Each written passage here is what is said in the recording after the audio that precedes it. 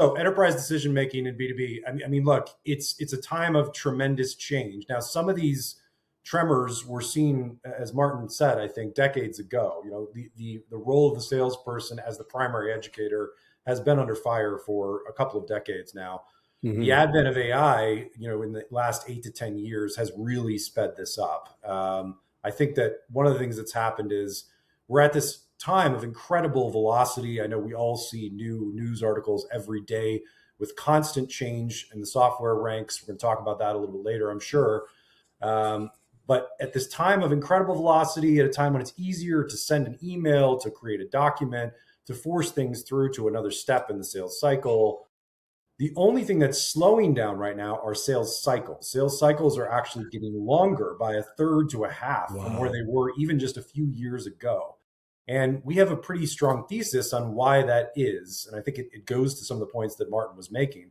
Certainly, this notion that the buyers don't even connect with the sellers until 70% of the way of the decision cycle is absolutely what I've found as well. Part of the reason, though, I think, is that there are far more stakeholders than ever before. You know, back in the day, I think we all got the impression, especially from Hollywood and other sources, that if we did a really great job in a sales pitch, we could get the decision maker, hand them a pen, and they would sign it right there. Those days are long gone, if in fact they ever really existed outside of a used car lot.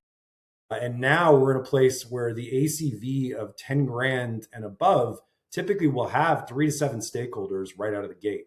And as you take that up in deal size, the numbers go up accordingly. We'll talk through some stories of this a little bit later, but with all those new stakeholders come new learning styles, new decision parameters, and new political realities for each of those stakeholders within their own organization. I think that what Martyn said is really insightful. Sales reps who don't pay attention to that buyer's journey and that buyer map are really going to be behind the times, because now it's possible to pay attention to it with a far greater degree of fidelity than has ever been true before. I myself am thrilled about this progress. And we're going to the point where we're even mapping not just the map, but all the archetypes involved in the process.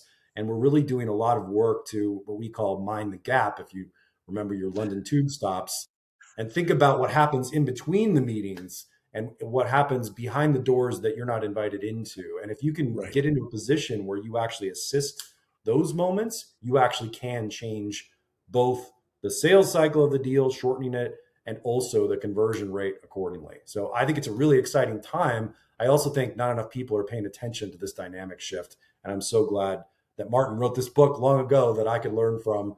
And I'm excited to be talking to you guys about it today. Yeah, I mean, you hit on a couple of key things there that just really popped out, right? Velocity. We're doing a lot more things a lot more quickly, but yet somehow deal cycles are continuing to slow down, right? So, you know, it just sort of strikes me that what we're doing is we're automating bad process or augmenting bad process with AI. So that's great. So, and in that whole context, Martyn, you also mentioned that the customer is going to do this themselves, right? Like they're going to go through their own buying journey regardless of what they do. So, in other words, something about the salesperson has got to change. They can't just continue to be a pitcher, a seller, you know, an influencer, cajoler, whatever you want to call it. So, how is a salesperson supposed to navigate this new world?